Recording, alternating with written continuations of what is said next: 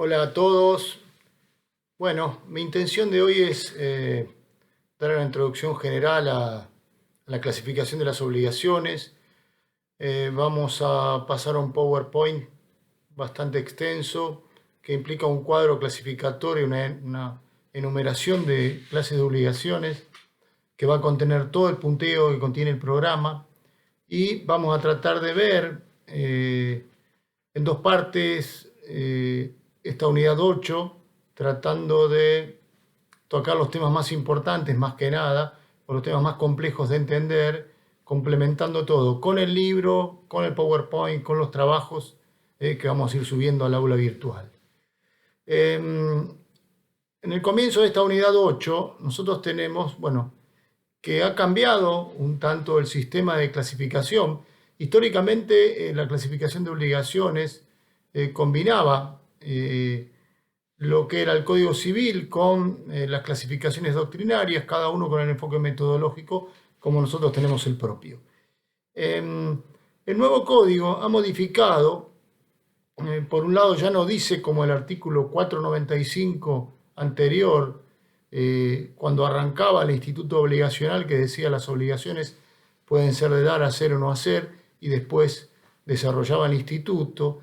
En este caso, en el 724, arrancamos con una definición y en el 746 el comienzo de una clasificación de obligaciones que el código en su mayoría complementa y que en cierta medida nos ayuda bastante, salvo un par de temas que le vamos a agregar y vamos a incluir en la clasificación ya como cuestión doctrinaria nuestra. Pero en la mayoría de los temas vamos a encontrar que el código nos acompaña y nos ayuda. Empezando con una clasificación, hay que marcar algo. Justo en el comienzo tenemos que el nuevo código no toma en cuenta la obligación natural, la histórica obligación natural, este instituto que en el viejo Código Civil teníamos en el artículo 515, ya que la situación que se ha dado del nuevo código es que no nombra la obligación natural, no trata la obligación natural. Recordemos que en el viejo 515 tenemos que las obligaciones ya eran civiles o naturales.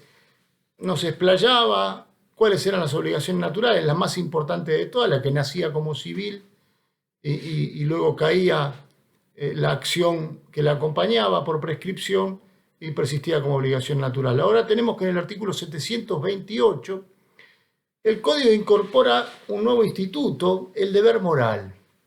Este deber moral que en definitiva para mí termina siendo un instituto bastante similar al instituto de la obligación natural, sin quererle dar la entidad o el nombre de obligación. Pero vemos que en los efectos no vamos a encontrar grandes diferencias. ¿Por qué? ¿Qué ocurre? ¿Qué dice el artículo 728? Deber moral. Lo entregado en cumplimiento de deberes morales o de conciencia es irrepetible. Bien. Entonces, ¿qué pasaba? Cuando hablábamos en el artículo 515 anterior, en el viejo código, la obligación natural, bien, no daba acción para exigir su cumplimiento, pero una vez cumplida, daba derecho a retener lo pagado. El acreedor podía retener lo pagado. En este nuevo artículo 728 y este nuevo instituto, ¿qué tenemos? Algo que para mí tiene efectos jurídicos similares, es irrepetible. O sea, el deudor paga un deber moral, bien, ya no le queda acción para decir, no era una obligación, era un deber moral, tiene que volver a mí, puedo tener una acción de repetición. No tiene acción de repetición, bien. Como en el viejo código hablaba de que daba derecho a retener lo pagado. O sea que en los efectos, por más que hayan cambiado el nombre del instituto, por más que no exista más la obligación natural, existe el deber moral o de conciencia en este artículo 728.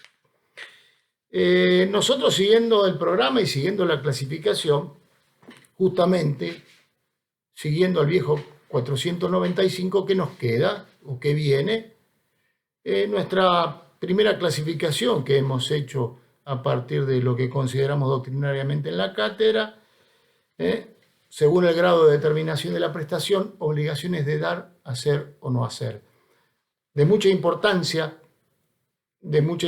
jurídica, de mucha importancia práctica, dar, hacer y no hacer, arrancando ya lo que marca el Código Civil a partir del artículo 750. ¿Y qué tenemos allí?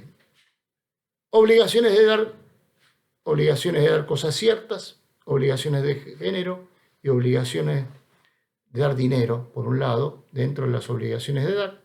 Después la obligación de hacer y la obligación de no hacer, que voy a darles después una sucinta explicación.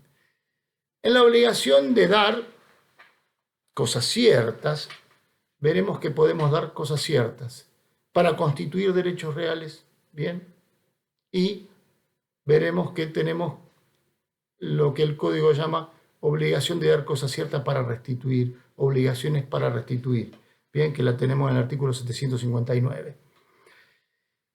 El tema de la obligación de dar cosas ciertas vinculada a los derechos reales es de vital importancia porque nuestro sistema jurídico le da muchísima entidad a la tradición.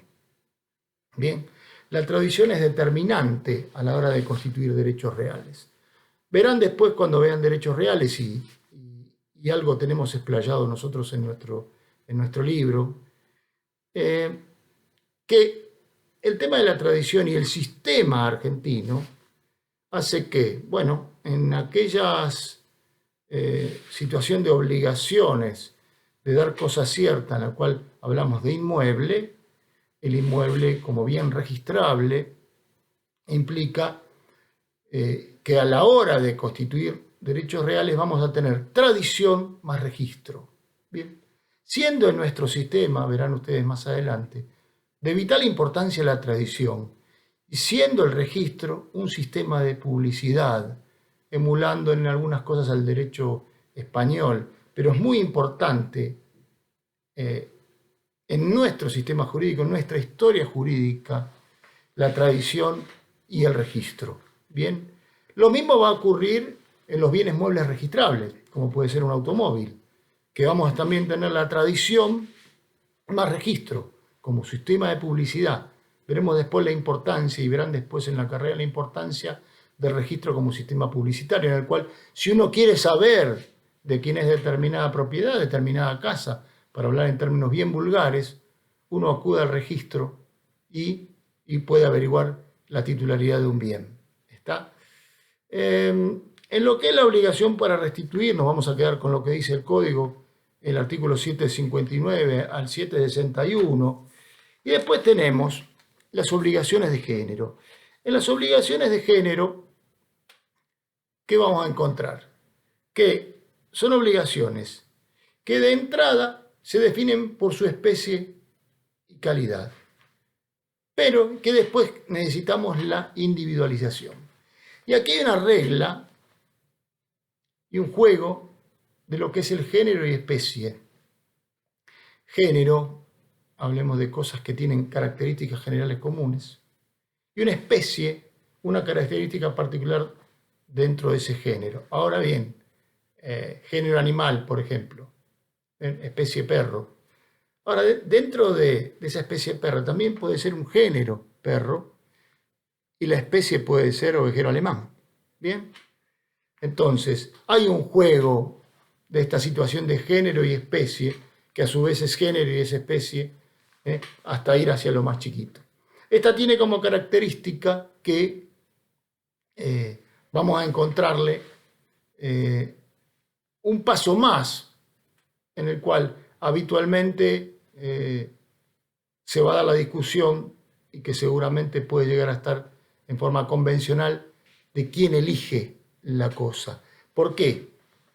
La importancia de la elección, que van a poder ampliar, ya le digo, con el libro, con el código, pero en este ratito que tengo con ustedes quiero avanzar sobre lo más complejo. Esta elección va a ser determinante porque una vez elegida la cosa se transforma en obligación de dar cosa cierta, porque ya la tenemos identificada.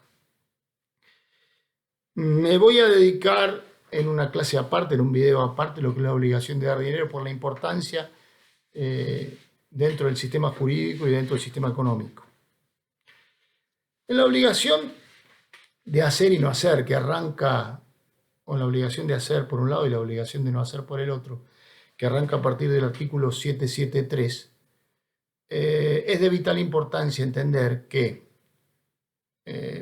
la obligación de hacer tiene en el sistema jurídico un eco, tiene la posibilidad de llegar a una acción para exigir su cumplimiento.